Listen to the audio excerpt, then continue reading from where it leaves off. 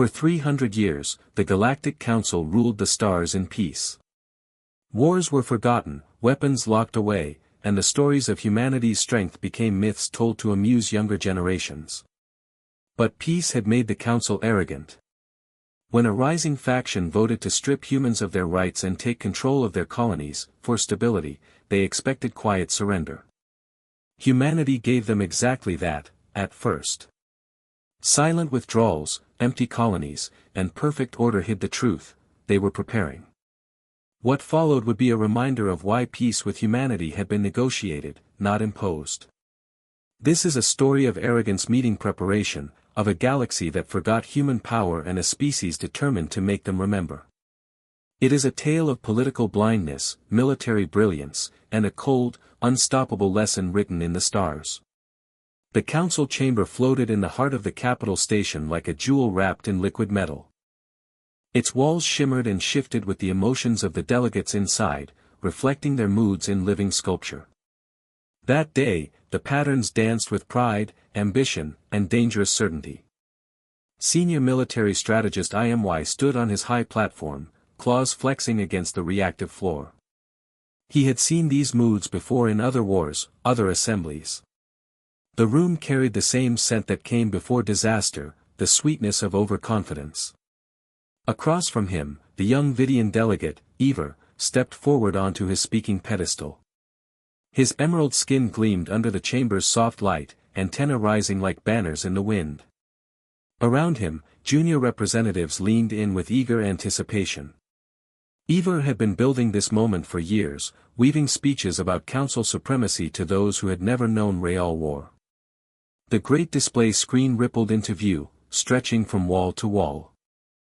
Liquid metal shifted into graphs, charts, and projections, humanity's expansion rates, resource use, and military budget, all carefully chosen to prove Ever's point. HFY had already seen the manipulation in the numbers. Ever's voice rang clear across the chamber. For too long, we have tolerated an unstable element within our enlightened council. Humanity continues to hold colonial rights and maintain an independent military. Their history of uncontrolled warfare is well documented. Their resistance to oversight is dangerous. It is time we bring them under direct council administration, for their own protection, and for the greater good. Murmurs of agreement swept the room. The liquid walls pulsed with approval, reflecting confident arcs and flowing lines. HFY stepped forward. Point of historical context, Counselor. I served during humanity's ascension period. I saw their fleets. Their capabilities earned them respect, and peace, not because they were civilized, but because they were dangerous. Ever's antenna twitched in polite dismissal. Old stories grow in the telling, strategist.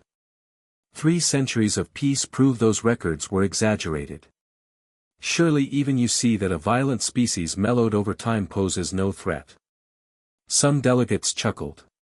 The walls reflected it back, faint ripples of mockery. Imi's fur rose along his spine. Those records are fact. Peace was negotiated as equals. Take their sovereignty, and you give them reason to remember what they were. Ever smiled without warmth. Or perhaps we will remind them what they are now, civilized members of the galaxy. He raised his voice. I move to begin the voting process. The display shifted again, ready to record the vote. One by one, platforms drifted forward.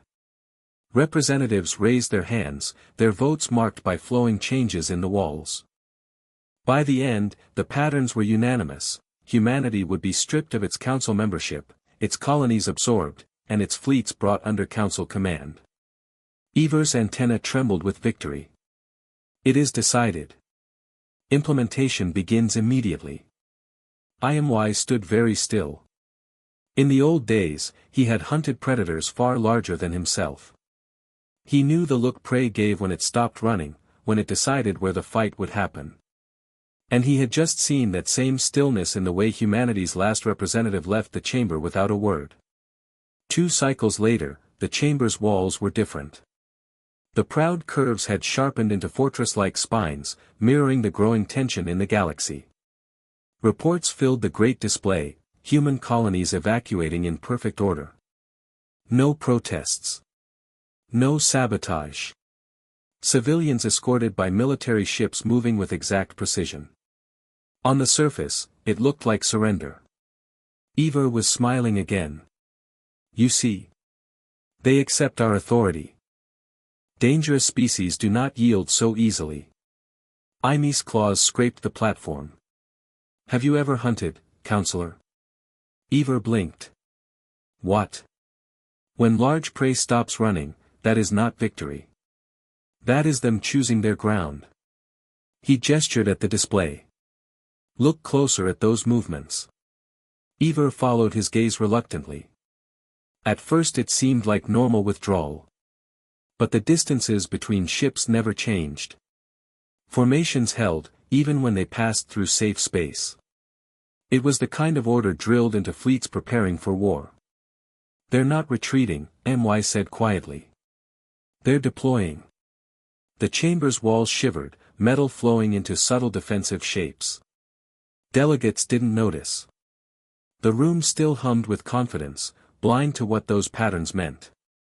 Days later, new reports came in. Human ships had been sighted on the edges of Council space, moving deeper in. Still no attacks, just steady positioning. Then the silence began. Across every human system, communications went dark at the same moment. No broadcasts. No protests. No explanations. Eva waved it away. Defiance. Nothing more. They cannot fight the combined might of the Council. IMY didn't answer. His eyes stayed fixed on the display as a cold weight settled in his chest. This was no random defiance. This was the opening move of something much larger. The Council had forgotten the truth, that peace with humanity had always been a choice, not a weakness. And now, the choice was ending. The Council chamber's liquid metal walls convulsed, twisting into jagged shards as the great display screen erupted in a flood of red emergency signals. Whole sectors blinked out of status. Defense stations, gone. Not damaged, not crippled. Gone. Ime's claws curled against the platform as he read the data. The attacks were simultaneous, spread across light years. Perfectly timed, perfectly executed. There was no declaration of war. No demands. Just the silent, devastating precision of a species that had perfected the art of conflict while the galaxy basked in its own peace. How? Ever's voice cracked as his antenna flattened against his head. Our defensive grid was impenetrable. IMY didn't look at him. Impenetrable to the weapons you expected. But you've only studied their old wars. You've never asked what they've built since. Reports poured in. Outposts on the far rim vanished without leaving debris. Orbital fortresses simply ceased to exist, their liquid metal cores scattered into the void as if they'd been erased from reality itself. They're bypassing our shields, an admiral shouted from a lower platform. Nothing registers, no energy spikes, no projectiles, because they're not using anything we understand, IMY finished. The walls responded to the Council's panic, reshaping into defensive towers and spines. Delegates' voices rose in a storm of fear and disbelief. Hours later, the chaos reached its peak. The human fleets weren't just striking and vanishing, they were cutting. Each attack carved a hole in the Council's defensive network, and human ships flowed through those gaps to take up position deeper in Council space. They're drawing us in, IMY warned, pointing to the shifting patterns on the display. Every move forces us toward where they want the next battle to be. Ever's skin had lost its bright emerald sheen, his breathing uneven. Then we counter. Gather the combined fleets and crush them before, that's exactly what they want. The room stilled at Ime's tone. They know our doctrine. They've studied our unity tactics for 300 years. If we move as one, they'll know exactly where to set the trap. The order went out anyway. Within a day, the largest armada in Council history formed. Thousands of liquid metal warships shaped themselves into perfect flowing formations, shining with the elegance of millennia-old military design. The display screens broadcast the sight to every world, a spectacle of strength meant to steady the galaxy's nerves. When the human fleets saw them coming, they broke apart, scattering like leaves before a wind. The chamber's walls reflected triumphant spirals as reports of human retreat came in. Delegates cheered. Ever straightened to his full height, antenna high again. You see. They flee before true military might. IMY didn't cheer. No predator flees without a reason. His eyes stayed locked on the display. The retreating ships weren't disorganized. They held formation even as they pulled back, spacing perfect, maneuvers smooth. They're leading us, IMY murmured. Then the trap closed. Without warning, the fleeing human fleets pivoted in perfect synchrony. Their formations inverted, locking into interlaced kill zones.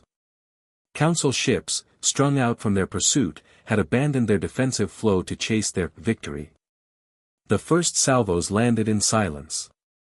Council vessels dissolved mid-flight, their liquid metal hulls losing cohesion and breaking into glittering streams. Others simply blinked out of existence, as if erased from the record of reality. The chamber's walls convulsed. Murals of triumph melted into warped, jagged voids. Delegates shouted over each other, some screaming for withdrawal, others for counterattacks. IMY's voice cut through the din, emergency dispersal. Break contact now. The order came too late. Human weapons didn't just destroy, they isolated. Drive fields collapsed, navigation systems died, and ships became helpless targets in the trap they'd walked into. Human fire came from all sides, layered in patterns no council simulation had ever considered. Minutes later, the first council fleet, its pride, its proof of unity, was gone. Silence fell in the chamber, broken only by the faint hiss of the liquid walls struggling to hold their shape. They let us think we were winning, IMY said, his voice low but steady. They showed us what we expected to see, weakness, retreat, and we followed without question. On the display, the remaining human fleets regrouped with chilling precision. Not a single formation was out of place. Even in victory, they moved with the same cold discipline. Ever stared at the screen as if it were a death sentence. What do they want? IMY's fur bristled. To remind us. The next reports hit harder than the battle losses. Strategic installations, training academies, fleet command hubs, supply depots, vanished across the galaxy. Human strikes avoided civilian targets entirely, but every piece of the Council's ability to project power was being removed. They're not conquering, IMY said to no one in particular. They're dismantling us. And the Council, for the first time in centuries, had no plan to stop it.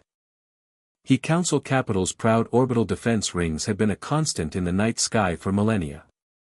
Built from the purest liquid metal, they shimmered like halos above the planet, symbols of unbreakable authority. Now, they were simply gone. No debris. No explosions. Just empty space where they had been minutes before. IMY stood at the edge of the chamber's observation deck, watching faint particles scatter into the solar wind. His claws pressed into the reactive floor, sending ripples across the surface. The Council's defenses had not been defeated, they had been erased. They're letting civilian ships leave, IMY observed quietly. Hundreds of vessels streamed out through untouched transit corridors, escorted by no one, unchallenged by the human fleets. Ever stood beside him, antenna flat, his voice hoarse. Why? If they wanted revenge, they could burn everything. Because revenge isn't their goal, IMY replied. Control isn't either. The chamber behind them was in chaos. Representatives shouted over each other, some demanding surrender, others calling for the construction of new weapons. The walls, normally smooth and harmonious, now twisted into unstable spires, trembling as they tried to reflect the turmoil inside. From the great display screen, report after report appeared in cold, emotionless sequence, Military Command Center, neutralized Enforcement Station 12, neutralized Fleet Yard Gamma, neutralized. The list scrolled endlessly. Ever's green skin had gone pale. They're cutting out the heart of the council. They're cutting out its claws, IMY corrected. Everything that lets us enforce our will on others. That's all they're hitting. They made their way through the dissolving corridors of the council complex. Walls sagged like melting wax, liquid metal struggling to hold form. The building seemed to know its days were numbered, as if the same force that erased ships and stations was already eating into its bones. At an intersection, IMY stopped at a flickering evacuation display. The route maps barely held together, but he could still read them. This way, Docking Ring 3. Civilian Transport Hub. Ever hesitated. We're abandoning the capital. IMY gave him a sharp look. If we stay, we'll be erased with it. The humans won't waste effort on us personally, but they won't leave this building standing. Through a viewport, they caught sight of the capital's surface far below. The grand spires of liquid metal that had been the administrative center of the galaxy shimmered one last time before collapsing inward, vanishing into nothing. The space they left behind seemed too clean, too precise, as if someone had cut them out of reality with a scalpel. A tremor ran through the floor. Emergency containment fields flared briefly before collapsing again. Somewhere deep in the station, another structure had just been removed. Move, MY urged, pulling Ever toward the docking ring. They reached it just as a merchant vessel's airlock cycled open. The captain, a pale-skinned Archai woman, barely looked up from her controls as they boarded. "We're leaving now," she said flatly. "Human fleets are less than 10 minutes away." Through the ship's windows, they could see the pattern of destruction continuing. Human strikes were like surgical cuts through the galaxy's map, excising the organs of council power while leaving the body of civilian society untouched. Ever pressed his face to the glass, watching as another orbital platform dissolved. How can they be so precise? Because they spent 300 years making sure they could, IMY answered. A sudden chime drew everyone's attention. The ship's main display, itself built of liquid metal, flickered wildly as a broadcast forced itself onto every channel, every frequency, every translation system. The words appeared in every known language at once. Your authority was built on technological superiority. You no longer possess it. Your power was maintained through ignorance. That ignorance has ended. Central rule is finished. Each species will govern itself. No single power will rise again. This is not war. This is correction. The message repeated once, then vanished. The displays steadied, though they still shivered when a human ship passed nearby. The merchant vessel pulled away from the capital. Through the rear viewport, IMY watched the station shrink against the black. Around it, more civilian ships fled in orderly streams. Not one was fired upon. "You were right," Ever murmured, voice distant. "They aren't here to rule. They don't even want our territory. They want to make sure no one can ever do what we did to them," IMY replied. His eyes stayed fixed on the vanishing shape of the capital. "And they're succeeding." Hours later, the ship's captain broke the silence. "Another sector has declared independence. The Meridian Cluster." On the display, IMY saw human ships hovering over Meridian space, calmly dismantling the orbital fortresses and enforcement stations that had kept it under council control for centuries. The civilian cities below remained untouched. It was happening everywhere. Species long bound to the council by its fleets and enforcement were suddenly free, their first acts being to cut ties forever. Trade still flowed. Civilian transport still moved. But the apparatus of centralized power was gone. Ever leaned back in his seat, antenna curling. "What do we do now?" IMY didn't look away from the screen. "We remember. That's the only thing that matters now. We remember what they were, so we never give them a reason to remind us again." The merchant ship adjusted course toward an independent port, joining a river of other vessels, refugees, traders, and opportunists, all moving through corridors the humans had left deliberately open. Behind them, the galaxy was being rewritten. The independent port floated above a barren moon, its docks crowded with ships from every corner of the galaxy. It had been neutral territory before the crisis. Now it was one of the few places where Council loyalists and separatists crossed paths without drawing weapons. HFY and Ever stood at the viewport of a rented chamber, watching new arrivals drift in. Most were civilian vessels, but here and there came ships that had once belonged to the Council fleet, stripped of their military identifiers, their liquid metal hulls now holding plain, shapeless forms. "They've dismantled more than our stations," Ever murmured. "They've dismantled what we were." Imy's gaze didn't leave the traffic lanes. "That's the point. Without the ability to project force, the Council isn't the Council. And without its fleets, it's just gone." A loud chime interrupted them. Every display in the port lit at once, overriding local feeds. The same human voice that had issued the earlier broadcast now spoke again, deep and measured, carrying a weight that made the air seem heavier. Phase 2 complete. Military and enforcement capabilities of the Central Authority are neutralized. Phase 3 begins now. The displays shifted to a map of the galaxy, highlighted in stark red and white. The red zones were Council administrative centers, planetary capitals, central courts, archives, and decision-making hubs. Your authority to govern others is hereby revoked. All central governance structures will be removed. Civilian systems remain untouched. The map changed again, and the strikes began. On the displays, worlds that had been the seat of Council decision-making for centuries saw their core buildings vanish. Not explode. Not crumble. Vanish. Whole government districts simply stopped existing, replaced by empty plazas or raw planetary crust. One delegate in the viewing hall cried out as their homeworld appeared on the feed. The capital city's iconic spiral towers dissolved into nothing. The surrounding neighborhoods remained unharmed, children played in parks, markets bustled, but the seat of government was gone as if it had never been built.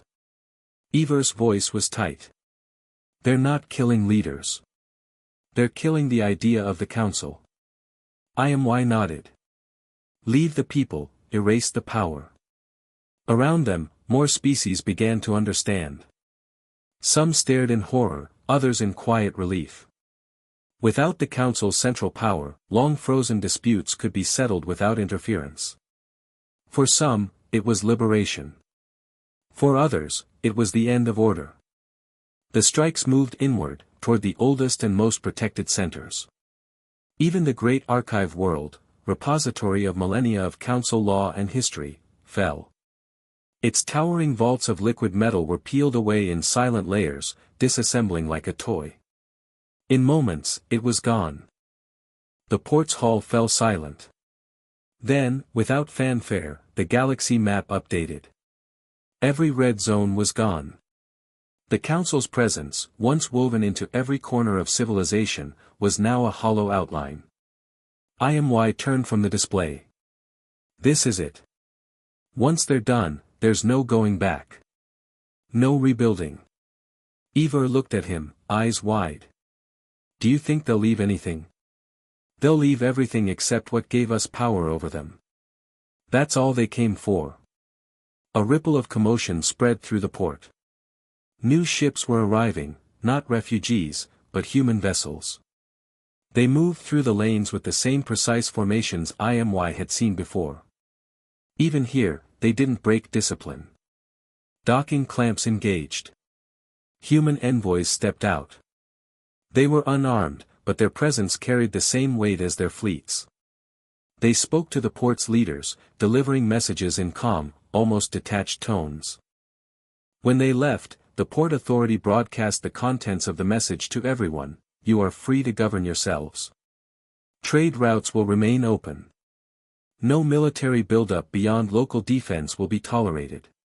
Violations will result in immediate adjustment." Ever stared after the departing humans. "That's it? They dismantle the Council, make their point, and leave?" Ime's voice was grim. That's their victory. They don't need to rule to control the future. They just removed the one thing in the galaxy that could challenge them. Hours passed. News feeds showed the final operations in real time. The capital station itself, once the gleaming center of the Council's power, was erased section by section. Its outer rings vanished first, then the central spire. Finally, the Council chamber, with its living liquid metal walls, dissolved into nothing. There was no broadcast. No farewell. Just absence. IMY stood at the viewport, watching the last pieces of the Council disappear. In his chest, the realization settled like cold stone: this wasn't just the end of a government. It was the erasure of an age. The merchant port was quiet when the final human broadcast arrived. No alarms. No military panic. Just the low hum of docking systems and the faint echo of distant ship engines. Every display in the station came alive at once, bathing the concourse in pale light. The human voice was calm, measured, with no trace of triumph or threat. The central authority no longer exists. Each species is now free to govern itself according to its own customs and laws. Trade will remain open. Communication will remain open. Military buildups beyond local defense will not be tolerated. Any violation will be corrected immediately. This is not war. This is the restoration of balance. The message paused, letting the weight of its words settle. You forgot why peace was negotiated with us, and you mistook our silence for weakness. We have reminded you. Do not forget again. The transmission ended. The displays went dark, leaving the station in stunned silence. Ivar's antenna shifted slowly, as though he were waking from a long, bad dream. They're leaving. IMY stood beside him, eyes still fixed on the now empty displays. Yes. They came to do one thing. And they've done it. Across the viewport, the human fleets were already withdrawing.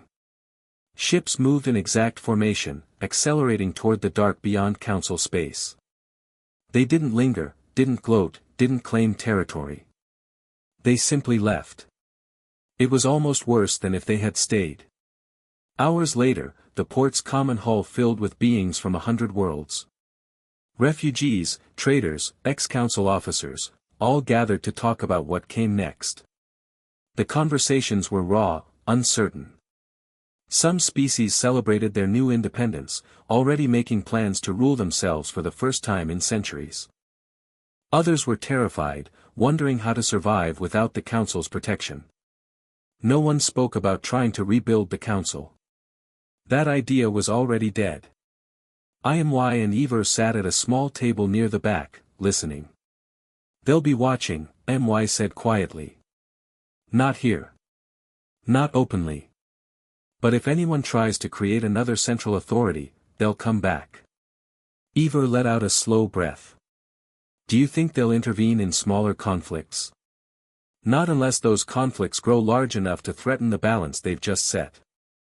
They didn't dismantle us because they hate the idea of government. They dismantled us because we tried to put them under it. News trickled in over the next days. Systems once bound to the Council were declaring their independence one after another. Some formed small alliances. Others went entirely alone. Trade routes shifted, but not chaotically. The humans had left every civilian system intact, and the galaxy's commerce adapted with surprising speed. The absence of military force was strange at first. There were no enforcement patrols, no inspections, no council arbiters to settle disputes. Problems would have to be handled locally now. Ivar shook his head as he read the feeds. We spent centuries believing that without the Council, everything would fall apart. But it's not falling apart. Ime's claws tapped the table. Not yet. The real test will come when the first major crisis hits. That's when we'll see what the galaxy learned from this. 2 days later, they received a direct message. It was from a human ship, not a fleet, just a single craft on an independent diplomatic route. The message was short: we remember those who warned. You did. Make sure they listen now. Eivor frowned. What does that mean?